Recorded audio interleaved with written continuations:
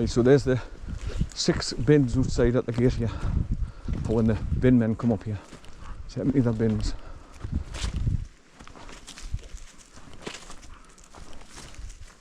And here's the wooden marker post with the name carved out of it, just at the gateway entrance here, the access road.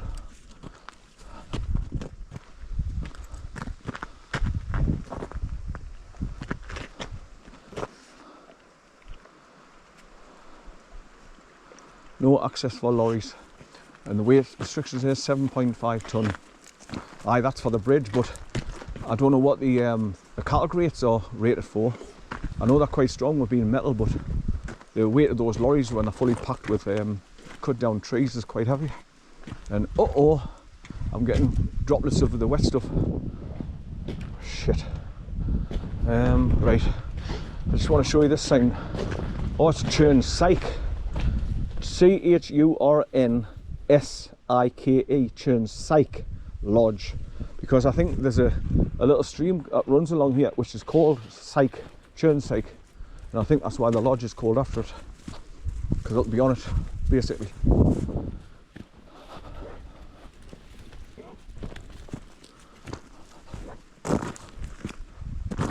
Right, come on, up here son, come on, up here, come on. Here we'll go, sniffing every bit of grass and slowing me down. Don't get us wrong, it's a nice breather from him pulling when he stops dead, and I've just got to wait for him to walk forward again. At least I'm not getting my arm pulled when he's stopped to sniff. Aye, aye. But I just don't want to take any chances where there is sheep close by.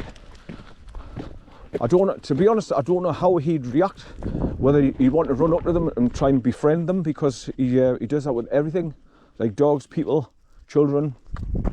He's a very pleasant, easygoing dog, but obviously when animals see a big dog come towards them, they panic and start running, and that's when the dog starts chasing.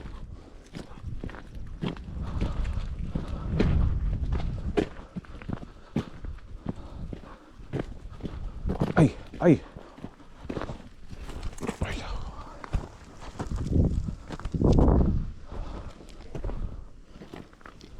I'll be glad when his new prong collar comes on Monday.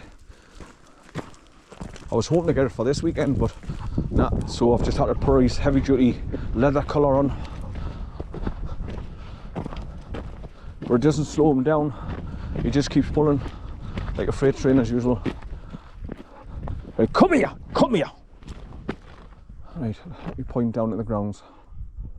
So, like I say, people, this is Churn Psych Lodge, and with the word lodge, it tells you Freemasons. Now, if you look behind it in the distance there, you can see the River Irthing snaking around the back of it, and if you look over there to the left, you can pass the outbuildings. Oh man, I can't talk, I can't film you. Stop pulling, you bad dog. Hi! Oh, this is why I hate having on you. Come here! Come here! Aye! He knows, like. Right, so I've got to go along the road about a mile to Whitehill Farm, and then the road bends round the left and goes past all those trees in the distance there where they've been cut down right at the end. Right, end of military restrictions. Right, so basically there's just a few handful of sheep there down there in the grounds about 500 yards away. So he doesn't even know they're there. Look, I know they're there because I can see them, because I'm high up looking down at the grounds. Aye, aye. So you can see the road going up ahead, round to the left hand bend. So I'll be going down here, past these goalposts again. Hey. So now you can understand why I get so fatigued when I'm walking him on a leader. Quickly.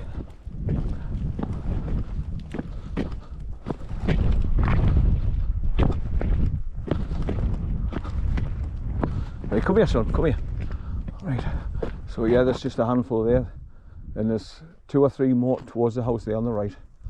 They're just scattered throughout that field, grazing. Right, so that road that you can see going off up there to the left, that's where they go and pile all the logs up at the far end of it, on the side of the road. But I'm going straight down the bank here, just keep on going down to the next goal post, and then you eventually cross over a little concrete bridge, and then just further along from that is when you come to Whitehill Farm.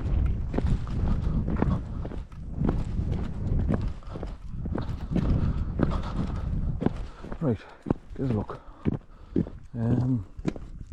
Just want to make sure I'm far enough away from the sheep. Hey! No, you can't see that. They can't see him because the grass is too high.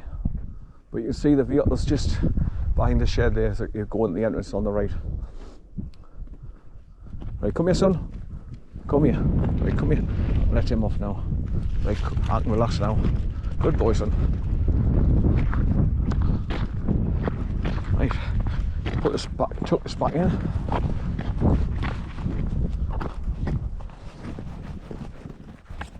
The things you've got to do, yeah.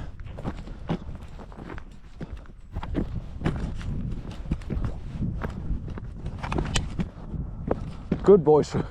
Good boy. He's saying, thank you, Grandad, I'm off. Thank you. I like to run. And he's gone.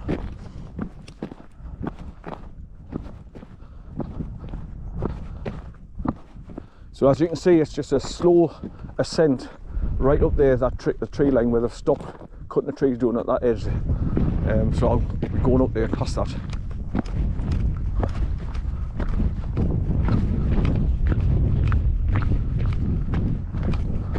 So like I say, I'm basically going up towards as if you're going to the Chirdon Head Expedition Centre but from this end, from coming over to Butterburn, from over there, from Spade Adam.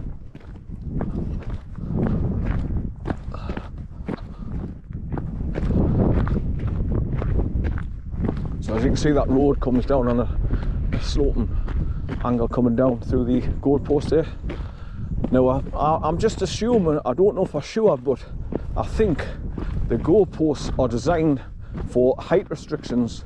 So if the trucks or the logs are sticking up too high and hit that means they're too high and they're very close to the height of the power lines, and they don't want to be pulling them down. So I think that's what these are. They're just like measuring sticks to see the height of when they've got the logs on the back of the trailers, to make sure they're not too high to hit the power lines when they're coming down. I mean, that's what it looks like. It looks common sense to me anyway.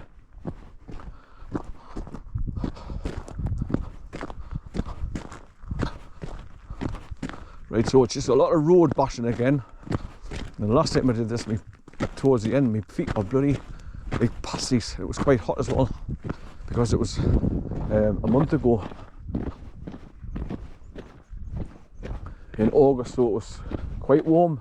I mean, as soon as I parked up, it was quite warm. The sun had come up straight away, so it was a lovely walk because it was just a small breeze and it was sunny, perfect walking weather.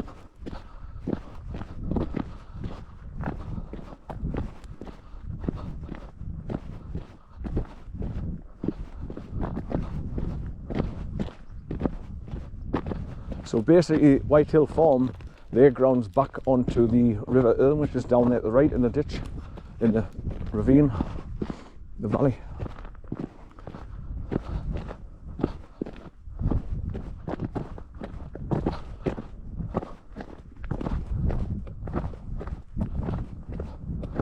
I mean, imagine how quiet it is for the people living in the farms out here. It's so remote. Probably the only noise they'll get is like when an owl catches a mouse or a vole or something, and they make that screech. That's probably the only noise they'll hear out here.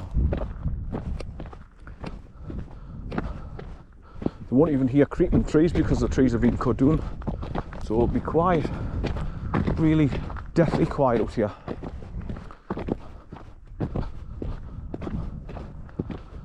And I think what it was, that's why they didn't mind when the dog ran down at that property, because The man says the Great Dane, the bitch they've got, doesn't see many dogs, so he was quite grateful for him chasing around, and they were playing together and sniffing each other. But cheeky bugger went too far when he went straight into the cottage uninvited, and he went into the kitchen, and I think he was eating her food that they put down for her. Right, so you can see the yellow goalposts further on, so I've got to go around past them through there, and then the road goes downhill and it slightly bends out the left and drops down over it like a concrete bridge across the, there's a burn coming from the left to go meet the River Irthing over there to the right, so you cross over that.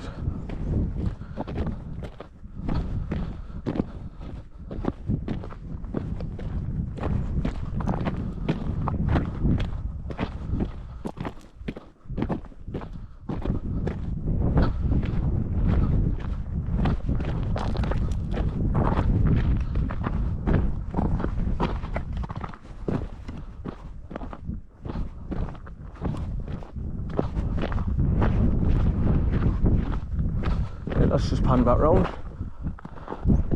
So when you get down, you can't see the Chirnside Lodge because it's down in the dip and it's behind those trees. But when I came here last time, I came to the T-junction, I turned left and I went left and down the road about an hour, a mile and a quarter, and I went to see Burn Farm Cottage, the remote cottage down there first. And just before you hit the road to go into the farm, the road bends out the left and you go to the ford across the River Irthing. So I took him down obviously and started chucking rocks into the stream so he could go in and have a plodge and wash all the muck off his feet and his legs, which he did quite happily. So all was good, had a good time. Right, so like I say, if you look up there where the trees have been getting chopped down slowly but surely, then they're coming at the end where there's a patch. Well, I'm going to be going up round past that, and then there's supposed to be a road goes off to the right, just up there where they go back towards Bellingham when they go shopping. Good boy, son, good boy. Where you been, son? Where you been? Good boy. Good boy, son, good boy.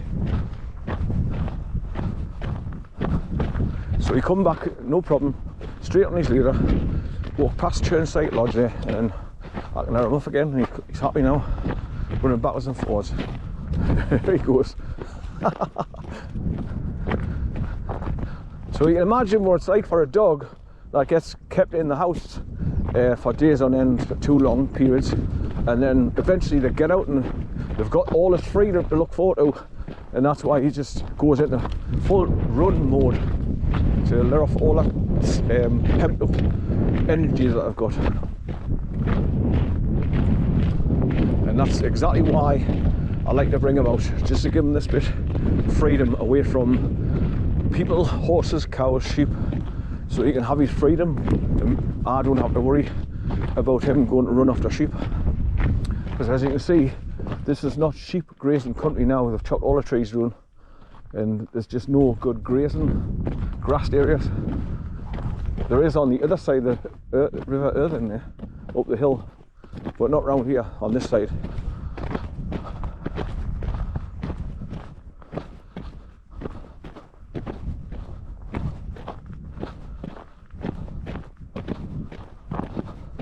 Just as you reach Whitehill Farm Cottage as well, I can see it from here. I can see the buildings now in those trees straight ahead. You can see the outhouses down below. There's a wooden marker post just outside their gates, and it points further on up, and it says something, I'm sure it says something Coulter, C-O-L-T-E-R, where I remember. Hey, so here's a passing place for the vehicles to pass each other on the way down here. And now we're getting close to the River Irthing again, where you can see it down to the right there, look. You can see the piles of logs further down that have been chopping down and piling up on the side of the road.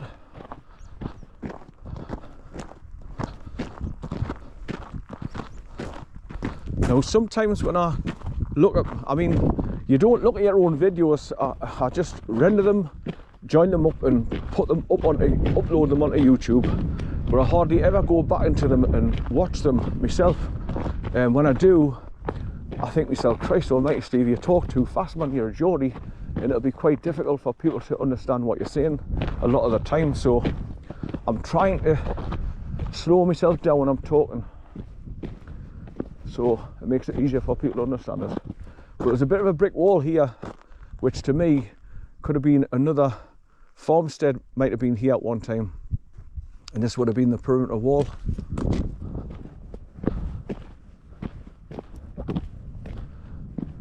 Right, so where I've parked the car, the River Irthing comes along from that, and that's it there, and it comes all the way along here and goes along past the Whitehill Farm where I'm going now.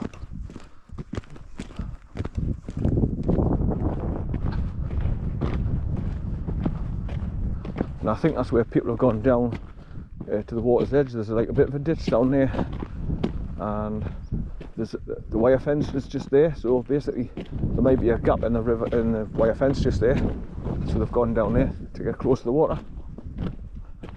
Maybe some fishermen come down here, I don't know. I don't know if there'll be fishing there. Should be, like. It's wide enough and deep enough for it's so good, boy. Where you been? Oh, I forgot me bloody oranges. Shit. I've got them in the back of the car, my carrier bag as usual. No, I normally put them in my waistcoat pocket here. But once again, when you've got the dog, he's a, what's the word? A distraction. So I'm thinking cameras, thinking batteries, I'm thinking recording, setting things up, and then there's loads of things go through your mind and you just forget the easy things like bring the oranges. I mean, they're handy if it's going to be a red hot day and you're thirsty after a long walk and your feet are starting to go like pasties. But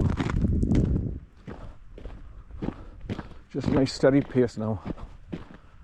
You can hear the water going over bits of rocks down there. There's that little bit of an island in the middle. So on a sunny day, when the sun's shining off the water, you've got that lovely glare off the top of the water. It looks lovely.